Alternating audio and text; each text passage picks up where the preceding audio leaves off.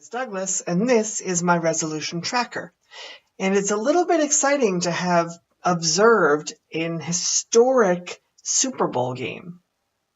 Now, I live in an area where the sentiment anybody but Patriots is pretty common. Hashtag ABP.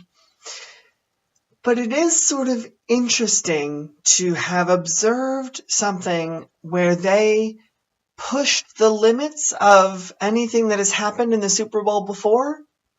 Granted, I went in wearing my red to arbitrarily support the Falcons because anybody but Patriots after all, and came in sort of excited to see that the Falcons got 3 touchdowns ahead of the Patriots.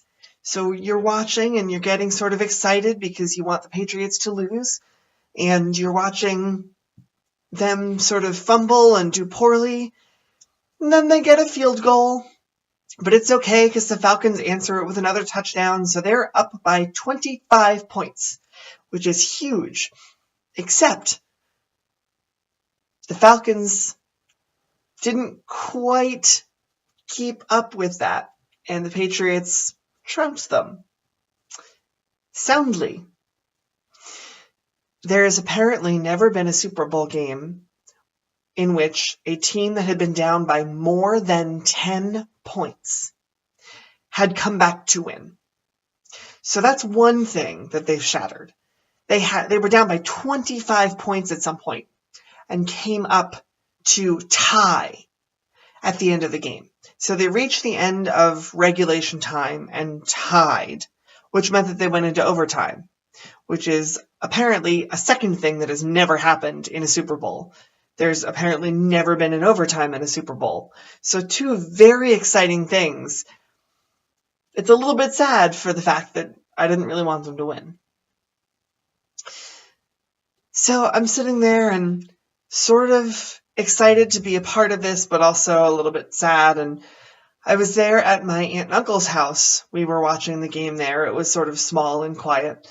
I had thought about going to the bar that I normally go to, but I got a text from my aunt saying, "Hey, we're watching the Super Bowl. We've got food." So I went over there, which added to the difficulty for me with my avoiding sugar because there was a plate of brownies, and I was offered jelly beans, and I was offered Skittles, and there were Reese's Pieces, which I really like.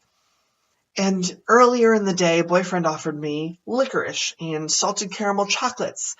And there's been so many temptations, and I said no to all of them, which is good, but a little sad.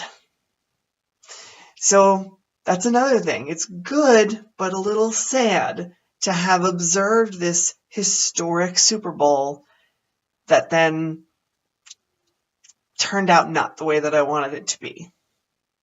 This has been my resolution tracker, and I'll see you tomorrow.